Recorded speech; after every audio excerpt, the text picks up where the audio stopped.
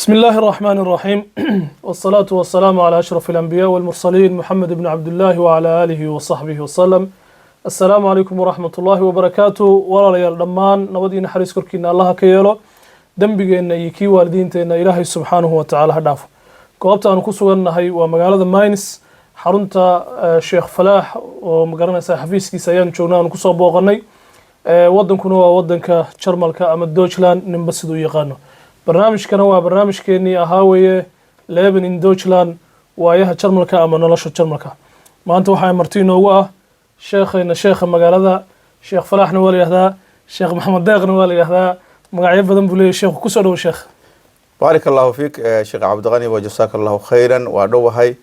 waana salaamaya daawadayaasha barnaamijkaaga iyo waa ku dhawahay barnaamijka Sheekh Cabdiqani. Ma sha Allah tabarakallah. Sheekh Falax barnaamijka maanta aynu ka hadlayno waxa weeye Yurub iyo xaaladda ay tahay iyo hawsha loo soo marayo. Marka taariikhdaadii safarka ahayd ee Yurub aad ku timid iyo wixii aad kala kulantay muddo 12 sano ah ayaad waxaad aad ku cabiraysaa gabay ama tix gabaya ama suugaan ninba sidoo yaqaano. Marka taariikhdaas xagee ka bilaabanaysaa سمحا kugu dhaliyay inaad gabay u bedesho oo aad ka kaxayso yani inaad magaranaysa laga sheekeeyo sheeka ahaan ay noqoto Sheekh Cabdiqani mar labaad waa mahadsan tahay waxaan ka cudur daaranayaa mar labaad inaan haynin amwaana oo gabiyaaya laakiin mar bay duruuftu waxay ku kalifaysaa inaad wixii ku soo maray aad wax ka baratid ama wax ka sheegtid run ahaantii tixdan gabay aan hadda rabo inaan meesha ku soo gudbiyo waxaan u maleynayaa inay dheeraan doonto oo 3 xalaqadood ay u baahan doonto waxaan asaasay oo bilaabay 2012 bishii labaad waxaana ka bilaabay dalka Ingiriiska waxaan soo gabagabay oo soo xiray 2022 waxaana ku soo xiray dalka Soomaaliya magaalooyinka waaweyn oo Soomaaliya magaalo kamid ah muhiim ah inaan magaalada magaceeda sheegno laakiin 2022 bishii labaad baan soo gabagabay marka muddo 10 sano way muddo 10 sano ay qaadatay hay marka xagee ka bilaabanaysaa tixdu سيسي u bilaabatay safarkaaga xagu ka bilowday bal arinta aan guda galno Sheekh Cabdiqani muddo 10 sano tixda gabaga waxay u qaadatay gabaga aakhirkiisa ku arki doona insha Allah tabaaraka si fiican gabaga magaciisa waxa la yiraahdaa yaab iyo amankaag yaab iyo amankaag waa kelmad Soomaaliya oo aan u baahnayn in la fasiro laba kelmadood isa saaran iyada ruuxda gabaga dhexdiisa aad iyo aad ayaan ku arkayna aad iyo aad waxa dhacday 2012 bishii labaad inaan dalka Ingiriiska tagay anigoo muhaajir ah 2012 bishii labaad adigoo muhaajir ah oo magangeliya dalbanaya si wanaagsan si la socoto waagi hore marba markuu ka horeeyay qaxootiga iyo reer Yurub wala soo dhaweyn jiray aad iyo aad laakiin markii la gaaray 2009 ama 2010 waxa soo fatahmay mawjada qaxooti ah si wanaagsan oo ay ugu horeeyaan wadamada Aasiya waagi hore Afrikadaas bari ba soo haajiri jiray aad iyo aad Suuriya Lebanon Sham oo dhan iska dheh Iran adigu Aasiya u badnayd Afrikada dhexe iyo Afrikada galbeedna waa soo fatahay markii qaxooti tiro badan ay yimaadeen wadamada ay buuxsameen waxay keeneen reer Yurubku wadan walba inuu hal magaalo ku soo ururiyo qaxootiga xarunta la iska dhiibay si loo saydarayo loo maamuli karo guriyihii baa ku filan waay deegaanka baa ku filan waay shaqaale ciida ka badan bay u baahdeen tusaale markaan soo qaato Ingiriiska magaalo walba waxa ku oolaan jiray xarunka qaxootiga intuu tago isdhiibi jiray oo marka uu oran jiray waxaan haynin cusub oo asul dalbanaya waagi dambe 2009 mise 2008 wixii ka dambe waxay keeneen inay London isugu soo ururiyaan oo dhan qofkii raba inuu qaxooti dalbado waa inuu London iskago meel ya Craydom oo home office ka la yiraahdo home office waxa la yiraahdaa xarunta weyn immigration ba Ingiriiska home office la yiraahdo si fiican UK border agency na way yiraahdaa si fiican halkaas la isugu soo ururiyay maalma ka mid ah bishii labaad qofku markuu isdhiibayo maxaa macna ku jira maxaa halka yar macna runtii Sheekh Cabdiqani markii qofku isdhiibayo intuu wadankiisa ka soo haajiro wadamada reer galbeedka uu yimaado oo qaxooti dalbanayo runtii waa qof magangeliya doona si fiican laakiin waxa isweydiin mudan wuxuu ka soo cararayay iyo wuxuu gacanta la galay ayama dhib badan waxa laga yaabaa dad badan inay ka soo carareen waxaan dhib badan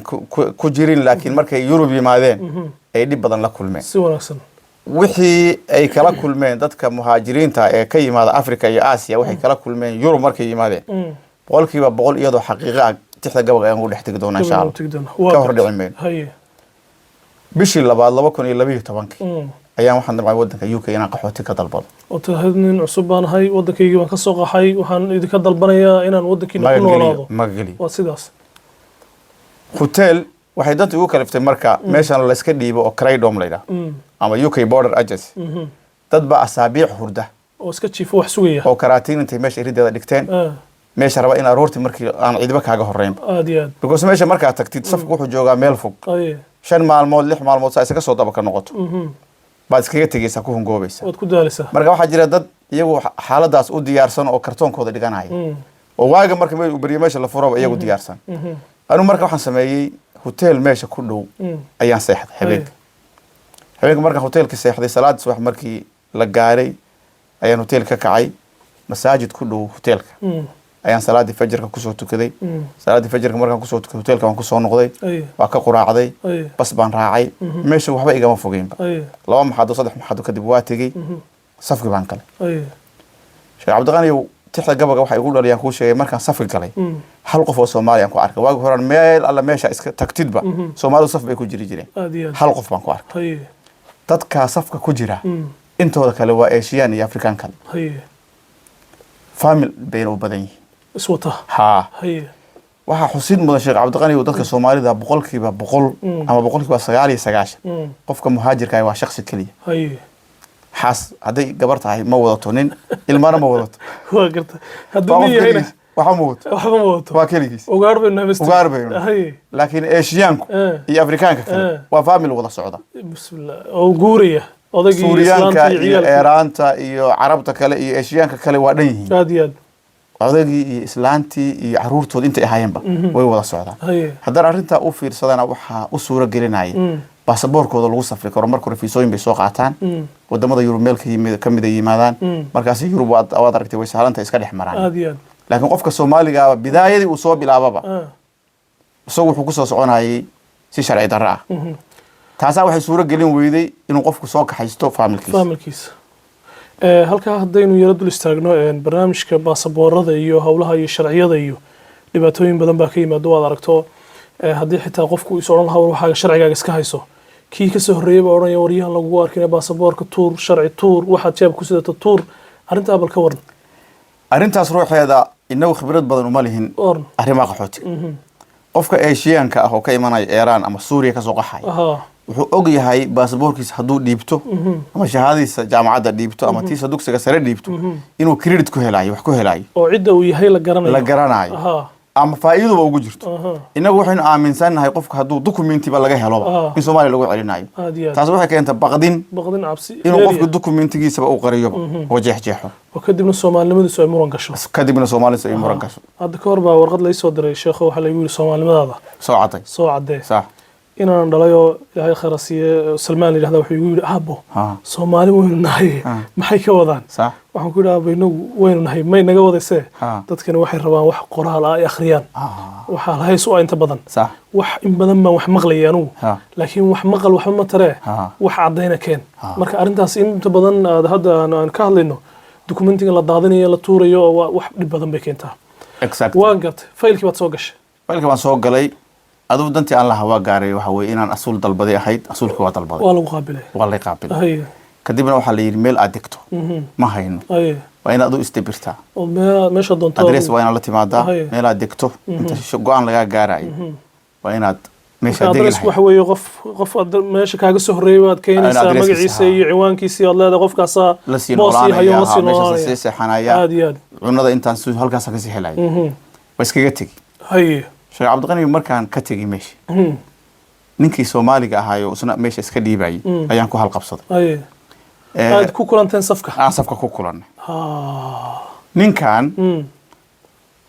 dhibta jirta waxay tahay qofka Ingiriiska iska dhiibay dabcan 3 wadan oo kala soo maray aad iyo aad oo ugu horeysa Ingiriisku meel border kuma yaal xuduud kuma yaal ama Talyaani buu soo maray fara ka soo qaatay ama Malta soo maray fara ka soo qaaday aad iyo aad ama Hungary buu fara ka soo qaaday mid walba meel ba haysatay meel xuduud uuna abuu soo maray soo marayo laga soo marka kadib Ingiriiska oo taqaan Yurub ugu dameeyay oo jasiirad go'aana bad ku dhex yaala uu ku dameeyay ninkii markaan waa iswaraysanay waxa ii soo baxay isaguna inuu yahay nin sidaadoo kale dhowr wadan soo maray oo xaaladiisu ay tahay goorma fara laga helayayo waddanka ka timi lagu soo celinayo Ay. systemka reer Yurubna dad badan oo hadda ina dhageysanaa Sheekh Cabdiqani wayna ka badiyaan way yaqaaniin waddanka kuugu horeeya waddanka kuugu horeeya oo faraha ka qaada baa xaq ku leedahay inaad joogto deganato ku noolaato meel kasta oo aad tagto waa lagu soo celinaya si cad bayna kuugu sheegayaan waxay ku oranayaan in waddankaas mana lumaanin waa la rikoor garaynaya waddankaas xaq ku leedahay si aadaradeed waa ku celin waa sharci markaa iyagu ay dhigteen oo Dublin heshiiskii lagu gaaray garanaysa iyagu dhigteen way waa xusin badan Sheekh Cabdiqani intaana tixda gabay gaarin markaan meeshaas ka dhiibay 2 asbuuc kadib waxa ay yimid sarkaal officer ka oo immigration ka socda oo Ingiriis oo nin muslim ah asalkiisa waxaan sirma Hindiya mise waa Afghanistan labada meel baa soo jeeda magaciisa waxa xasuustaa waxa la Abul Qudus sunnadii baa ka muuqata gar halka joogu leeyahay ajiib waa yimid wuxuu yiri Sheekh Fallax Maxamuud Saadiga ma xaq waxa kugu leh waddanka Hungary iyaga waxa weeye hadda kor aad iska dhiibtay ama ku qabtayba anaguna xaq waxaan u leenahay inaanu u sheegno oo inaanu baadi baa idin ka soo halowday ninkii aad lahaydeen baa idin ka soo halaabay xaq iyaguna waxay u leeyihiin inay yiraahdaan noo soo celi anaguna xaq waxaan u leenahay baadi celis baa naga dhaxayo inaan ku celino oo qof la leeyahay tahay saacada laga bilaabo waxaan ku war Abul Qudus in muslimaad tahay sunnada ka muuqato qiimo badan anigu ma ahayn Hungarian Soomaali baan ma Soomaali iyo celisan Sheekh Falax waa leeyahay wuxuu yiri maya baadi celis baa naga dhaxaysa kelmadda baadi celis waa taqaanaa Soomaali hadaynu nahay hadii xoolo qofka sumad buu ku dhigtaa barobiyo haddii xoolo ka dhumaanin reerka deriska markay arkaan sumadii waa la garanayaa xoolo reer hebel waa lagu celinaya adiga marka sumad baa kugu taa muxuu xaq u leeyahay inuu yiraahdo baadi baa idin ka soo halowday inuu celiyo xaq inuu marka maxay nahay waxaan nahay qof la leeyahay baadi soo halowday hadduu ninkii baadida lahaa yiraahdo anaa leh ii soo celiyo baa lagu celin hadduu yiraahdo war anu marbay baadu ka abaajidaaba oo inay baadi ka maqan tahay aad waaysa dad badan baa nasiibka inta Ilaahay u fududeeyay la yiri ninkaas anagu ma naqaan oo markaas ay waddanka u joogay uu qaabilay ninkii Abul Qudus markuu ii waran barnaamijka ii sharaxay aan meesha ka tagay baan tixda gabay bilaab gabigaba ninkan aan meesha ku kulannay baan la hadlay oo saaxiibkii safkaad ku kulantay baan la hadlay barnaamijka meesha ka dhacay iyo sida wax yihiin ayaan uga sheekay tixda gabay waxaan ku yiri akhi saakay aroorti markii oo gudilaacay aadaan ku dhacay la aqeemay salaado jamaacadkii la oogay la istaghfurun laysayo adkaartiina la raaxshay haddii aan ordayo tagay home office-ka amankaaga baan la kulmay waa markaa amankaaga halkaas ka bilaabay amankaaga baan la kulmay silsiladii aan soo maray hotelkii aan ka seexday iyo masaajidkan ku soo tukaday iyo intaas oo iska silsiladii kartay war maxaad aragtay buu siga ku oranay nima warba qabin oo kale waraan qabin war maxaad aragtay waxaan ku yiri Afrikaan idilkoodi iyo Asian dhamidoodba Afrikaan idilkoodi iyo Asian dhamidooda ubadkoodi wata oo da soo jabsadayo iridkii aad istaagto ku albaaban hortooda wada asuul dalbaya aad iyo aad kaaladi way ashqaraado aqal qaada lawaadi inaga maxay noo arina labadeena kaaladi way ashqaraado aqal qaada lawaayi inaga maxay noo arina maxay noo xaladeen waa su'aal isagana sidoo kale waxa lagu yiri guriga inuu kuma hayna meel doono marka labadeena isma hurano isku Soomaaliye maxaa xal ah saaxiibka wuxuu yiri Soomaaliya waad ogtahay colaad baa ka aloosan faqrina waa u isiro subhan la isku ba aamini maayo carabna waad ogtahay had iqaamada Kenya adiga ayaa kula haay adoon baan ka nahayo arxan fiicna ma yaale arrin kale to ma hayne Oroba aan dhex wareegno ilaahu wadna aragtaa wuxuu ku qanacsan yahay inuu Soomaaliyana ku noqon عربنا وركذا بدا هاي halkeena iska meereysano halkeena Oroba aan dhex wareegno arrin kale to ma hayne Oroba aan dhex wareeg hay ninka talada halkaas ka fariisad hay waxaan ku yiri war Oroba waad aragtaayo arxan fiican ma yaale ilaahi afka jeexa irsigaan culinahayn mar hore inoo ogolaadayo aayadaheena quraan baa mar in badan la inoo ku iftiinshayo udgoon oo nabigeena baa inoo ku sheegay afkiisa sallallahu alayhi wasallam yaqiinta aan ogolaano ilaahayna aan isu dhiibno arligeeni aan aadno ilaaha wada weyn haye arligeeni aan aadno aadiyad inta markaan ku yiri saaxiibkay kama jawaabin oo kaams wala wad xujisay haye ninkii waa ku kala tagnayaan haye ninkii uu socday ana socday wad kala dhaqaaqday haye muddo kadib muddo dhow bilo ah baan waxaan sugu nimay Jarmalka haye ninkii isaga ahaa ajiib Jarmalkan wadankii aan ka imi abulquduus waa tuu yiri waa waxa tahay nin suntan waa lagu celinaya ha baadidii meeshii lahayd baa la yeeshay haye usaguna waaba iga sii horeeyay ayaamihii baa loo ceshay Talyaani oo labadiina waxa isna Talyaani ma ka yimid ha adna Hungary baad ka timid markii baa usoo la ceshay haye Talyaani isla markii uu ka yimid Jarmal buu iska dhiib u soo noqday ila meel lagu noolaan karo ma aha aniguna maalintiiba waa ka soo tagay Jarmal baan iska dhiib haye waxaan isla Hungary malaha Talyaani ka sii daran waa ka sii daran haye kaamamka Jarmalka ka mid ah ayaa ninkii jooga ugu soo galay maalma ka mid عجيب هي السلام عليكم ورقي بالورن هي السلام ونكي وضعها واقرتيان هي انت سانيد هي ورقي بالورن مركانيد وقبل ابواتانيس اوغينو اغلان aan wada joognay asuulka aan wahayn عجيب waayab iyo amankaaga iyo xaalka adduuni sida aaranka geel iyo ariga loo suntadaaba calaamadna loo ku astaystayo malaa waan ogeyn Itaaliya ilahaydba usagana usagana abulquduuski baa u tagay oo yiri Talyaaniga kule in suntan baatay waa lagu celinaya aad iyo aad dhowr England way tarxiishay dhowr ay asbuuc dabadeed Itaaliya iga tuulay iminkana waa ikano Almaaniyan iska dhiibay iminkana waa ikano Almaaniyan iska dhiibay hay intee jaro ninkii soo maray wuxuu soo maray saddex maraya hadda soo maraya haddana muxuu taagan yahay Almaaniya iska dhiibay jarjarada saddexaad inta markaan yiri hadalka saa yiri ayaa niman dhalinyaro ay la taagan meesha jooga oo laba iyo dhowr ah baan mid waxaan ku yiri war adiguna bal war niman si markaas waa fareesh oo wax badan waxa ma oga Yurub ma wareegay laakiin waa ruuxu waan soo gubtay aad iyo aad wuxuu yiri akhi oo 7kii anigoo Addis joogo oo baranaya iskool xaalku aad u sareeyo tahriib baan asaasnay ehelkayga dhammaay aabahay uma sheegno aayar baan dhaqaaqnay soo dhuntay haye halkaas markaan wax yar cadaqani istul taagno waxa jira rag badan oo jaamacada loo soo diray aad iyo aad oo waalidkood waqti ku bixiyay aad iyo aad iyo lacag oo Ethiopia iyo Uganda iyo Kenya iyo Sudan iyo Masar iyo meelaha Libya laftarkeeda joogay nimankaasu iyagoo jaamacadii 2 semester oo harsan yihiin qaarkood imtixaanka u dambeeyay last exam ku dambeeyay u harsan yahay ayaa waxa imanaysa mawjad soconaysa oo ka timi Soomaaliya Hargeysa Boosaaso Muqdisho beledweyn oo la garanayo nin baa koronay war maxaa meesha ku dhigay shan bari kadib waxa joogtaa Yurub future fiican iyo mustaqbal fiican baa samaysanaysa halkaas jaamacad ka sii wadanaysa yaa u sheegay baltalo yaa u sheegay kaaga daran ninkaas markuu jaamacadii soo raaco oo soo tahriibsho oo wixii mustaqbalkiisa dhumiyo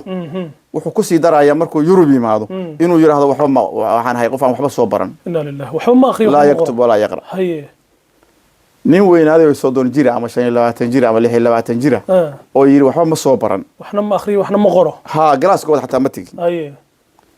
qaabkee wax loo baray adan ku weydiiyay waa taqaana waa jaamicina yuna dhamaysan soo bartay dugsiga ka baxay ama jaamacad xataa bartan barnaamijkaas wuxuu daba socdaa barnaamijkii hore ka hadlaynay dokumentiga sax waa dhibka in haysta way Soomaali hadeen xora sax waxaan arkaysaa nin doctornimo soo bartay markii Jarmalku waa aragtay wayna la joogaan waa sax magacii uu shahaado ugu qorneed wuu ka bedelay hadday ugu qorneed Hebel Cabdullaahi Jaamac ay ugu qorneed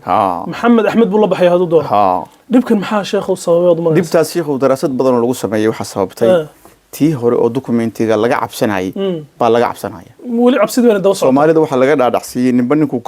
ka soo horeeyay wuxuu fahansiiyay oo ka dhaadhacsiyay hadaa tirani wax yaqaan baana sharci lagu siin ma lagu qaabili maayo shakhsi kasta wuxuu ka baqayaa in dalkii dib loogu celiyo maca dalika qofka wax sheegta oo aqoontiisa sheegta bay reer Yurub ku jecel yihiin si fiican وهذا تقف أقول لنا قف يسوي كرا ووادرك تسوريان كم يسوق له يسوق له ولا فايدة نقول بيش هذه سوليم قاركود وحي سمايين يدو أترجمان تاعي بيليم هذا ودينا أنا جواتنا وقت بدل ما كمان دومين بقى صوبرتي هوريك شقة كبلعبة هل كسومالي جد إن ولا صير الوقت صوب بيلعبوا لو قدم الله دري يغفكي وحصوبرتي اللي حبلوضة مرك اللغة دي سفريسته niman dhakhaatiir fadhiyo oo magaranaysaa general dhakhtarka meeshan loo tagay house artska oo Suuriya ka yimid kuwa waxaad arkaysaa ku mudaya ama magaranaysaa neers ka shaqeynaya oo Suuriya ka yimid oo ku oraya waxaan joogaa sanad baan joogaa ama sanadii baan joogaa ama 6 bilood baan joogaa tareer yar buu qaatay shaqadan hore u soo bartay bil munaasaba Sheekh Cabdiqani waxaan arkay inaan saaxiibanahay oo soo Kampala jaamacad diganaay ay bartanka u marayso ka soo taariibiyay malaha semesterkii lacagta bixi la yiri oo jaamacad ku soo raacay إلى ودارك كوسط عالو سعناي oo ka yimi deegaanku ka soo jeeda ayuu soo raacay halkan markuu yimi oo sharciga la siiyey waay ninkii saaxiibka yahaa iskool baa la geeyey dadka waaweyn oo luqadda lagu barto markuu yimi sharciga la siiyey jarmalka yimi haye nin dugsi sare soo dhameeyey oo jaamacaddii bartan kaga jiray islaantii macalimadda ahayd oo luqadda u dhigaysay baa aragtay qaabka farta u qoraayo nin wax soo bartay oo soo dadaalay maalin maalmaha ka mid ah bay u yeertay waxay tiri niyo bal xaaladaada ka waran markuu sharciga dalbanaya wadanka soo galana wuxuu qortay wax ma soo baranay waa nin dhowr iyo 20 jir oo maasha Allah oo active waliba waxay tiri bal waran oo aqoontaada ka waran oo maxaa soo bartay oo xagee gaadhay oo dugsi sare shahaadada ma haysatay ma wax ma haysto yaan wax ma soo baran bay iskaga tagtay maalin dambe haddana ku soo noqotay ma qustaan moogtay maalin yar bay qaarkood bini'aadantinimadu waxay faraysaa Sheekh Cabdiqaniyow inay qofka caawinaan markay aragtay ninkan dakinimadiisa iyo maskaxa saaran inuu nin dhisan yahay waxay isku dayday inay caawiso maalin maalmaha kamid haddana keligii u yaadhay waxay tii niyow nin wax soo bartay baad dhowr iyo 20 sanadood baan anigu macalimad ahaa qaabka farta u qorayso qof ima dhuuman karo anigu ma uma qori qaan baytay aniga dhowr iyo 20 sano macalimad ahaa qaabka wax u qorayso anigu uma qori qaan waxbarashada aad soo qaadatay anigu immigration maahay police maahay shaqo kuma leeyahay waxa shaqo kuma leeyahay waxbarashadaadii way akhriday markaan way akhriday sheego wax ku caawinaya waxa laga yaabaa in inta isbaraaq koriskan laga saaro meel munaasab ah ku tahay loo geeyo oo lagu yeesho 3 sano ama 2 sano jaamacadaadii hore ka sii wado taas marka waxay keenaysaa dadkeenu inay markay wadanka yimaadaan qofkii wax soo bartay inuu wuxuu soo bartay qariyo markuu halka yimaadona uu ka qoomamay hadhow goor xeerii fandhaal kala dhaceen oo gabgabalay wax soo qabay qofka markuu Yurub soo galay uu soo yimaado oo la yiraahdo war wadanka yaa ku jooga inuu yiraahdo cid ma joogtaba iyaduna waa mashaakil kale Sheekh Cabdiqani oo u baahan baraarujinteeda taasuna waxay abuurday baqdin kale waa waxay ku soo ururaysaa arintaas oo dhan baqdin cabsi iyo qof aan wax xoog ogaal oo kan imanaya aan waxba dhaamin inuu qofkii waraysto Sheekh Cabdiqani waxa mashaakilkaas in ku sii beeray dadkii 30 sano wadanka joogay iyagu ruuxda cabsidaas ay qabaan haddaad maanta u timaado qof Soomaaliya oo 91 ama 92 waagi dawladda dhexe dhacday wadanka soo galay tobtaas barnaamijkaas ku akhrinay ka oran maayo war aqoontaada sheego war qofka qaraabadaada ay meesha ku jooga sheego war waxa soo baratay iyo document hada hayso documentigaaga dhiibo iska daadin file kale buu ku dhiibaya file kale buu ku dhiibaya marka taas Soomaalidu way ka midaysan tahay oo documentigooda way ka cararayaan aqoontoodii way ka cararayaan dadkii qaraabada ahayn waa ka cararayaan taas waxay keentay marka inaadan qofka qaraabaatin sheegan qofku inuu tuula ilaa inta la geeyo aan dehelba u joogin oo hadhow markuu dhinto aan warba loo hayn jinaasadiisa la ogaadana inay dawladdu ku oranayso marka xogta shakhsiga anagu ma gudbino maadaama xaasna aadan ahayn walaalna aadan ahayn cidna ku joogan wadanka waa magaranaysa qof la dhalan aadan ahayn kuma siin karna marka xogtii qofkan haddaad aasanaysan idinka idin taala wayna ku dhacday mar walba isbuucana ugu dambeysay wayna qabsatay bayna ugu dhacday taas marka waxaan barnaamijka inuu ka faa'iideysanayno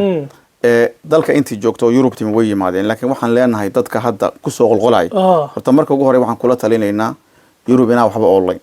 waa arrinka koobaad waagi horeeto oo Soomaalidu soo qaxi jireen oo qaxootiga ay wada ahaayeen duruufi hadda way iska bedeleen sidii duruufihi waa inuu iman doona arrintan in Yurub waxa oolinay waxaan leenahay dadka marka ay imanayaan kii ay ku kalifto war horta identigaaga ha qarin caday jinsiyadaada cadayso haddaad wax ku cadaynaya haysatana ha iska tuurin sax arrinta labaad in leenahay haddaad wax soo baratayna ha qarin waxaaga ha qarina sheego waxbay ku taraysaa waa iyadana arrinta saddexaad in leenahayna waxaan qodobkaas aynu maraynaa qofka kuu jooga ehela sheego ilaahu yuuna ehel ahaan hadduu doono qof aad xataa daris tihiin oo taqaano si kombiyuutarka kugu gasho war heblaaye hebel ama hebel ayaanu ehel wadaagnaa dheh sax okay haye بالمناسبة إنه أنا ريتها كبر Sheekh Cabdiqani أنا مركان مقالة أنا جوجنا ماينس عن إمي نين مقالة تندقون ولا حاج محمد أحمد إبراهيم دقوري رجل يقصر يكتر وحمركا كجرتي مركاد ميلس كديبتو أنتوا لا إلا أو أفر قولي كديسني لو جينك جرمالك سيستم كيس أنا واثق أنا وحوي قف والبطولة إلا وكحرة وحجرت ميلا شغلة ضدك لو خصبه وحجرت ميلا عن العقل قاعدين مركا ورقة laga qaadan jiray ku adeegan karto kaliya warqada dukaanka la tagayso lagu soo beddelay raashiga lagu siiyay ninkaas aan u imi habeen baan la joogay adreeskiisa magaciisa qaatay meesha markaan tagay su'aasha waa la weydiisay Sheekh Cabdiqani wax ahli magaalada ma ku joogaan waxaan ahaa nin baa qaraabadayda adreeskiisa magaciisa saddexan baan sheegay laba bilood kadib magaalada tan lagu keenay isaga lagu keenay cajiib maxaan ka faa'iiday qaraabanimada aan sheegtay dad badan marka waxay qariyeen iyagoo walaalahood la dhashay joogaan ayay diideen inay sheegaan waxa ku dhacday marka in tuulooyin cidla laga tuuro sida hadda bayna ku dhacday hadduu qofka xanuunsan aan laga warhayn hadduu dhinto aan loo tegi karin haddaad dabto inaad soo booqato cusbitaalka tagto lagu leeyahay qofkan xogtiisa kuma siin kar waayo waxba uma tihida meydkiisana mahdiilo doonma marka qaar lagu oran karaba cabsidaas unbaa keenaysa oo dadku markay isdhiibayaan waxaa laga yaabaa walaalkii halka kaaga soo horreeyay inay u qoran tahay magaalooyinka soomaalida iyo qolo kale adiguna magaalo kale waxba magaalooyinka sheegi mayne iyo qolo kale inaad qoratay baa laga yaabaa marka waa wax cabsi uun ku tacalluqaya sharcigan aynu aqoon laga baqayo uun soomaalidu inta badan waxay dee caqliyeysteen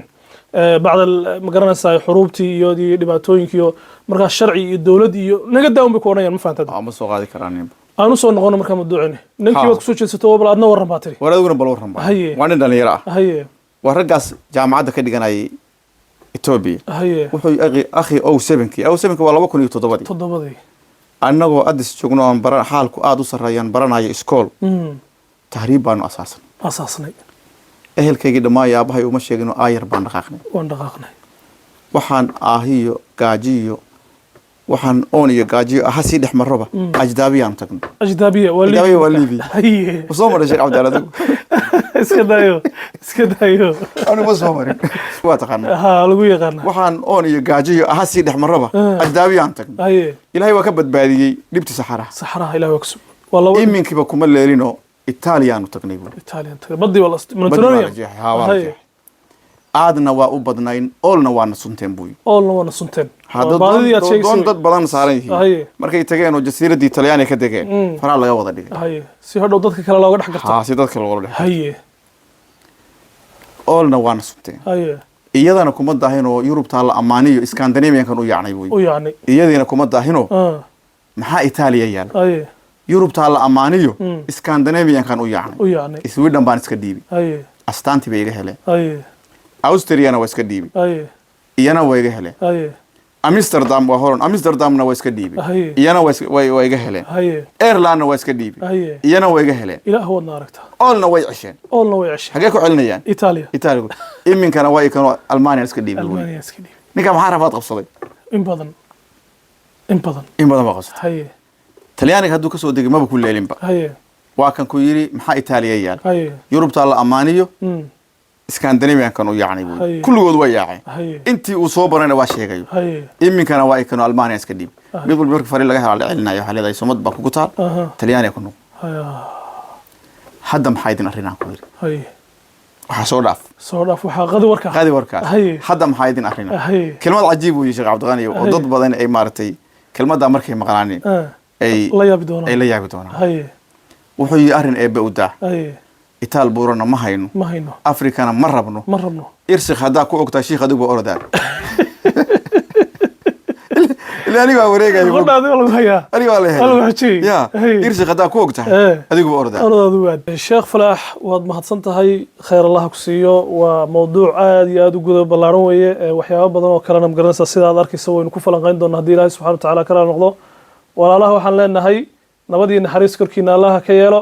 la soco qaybta labaad waa barnaamij aad iyo aad u xiiso badan la weeye assalamu alaykum wa rahmatullahi wa barakatuh wa alaykum assalam wa rahmatullahi wa barakatuh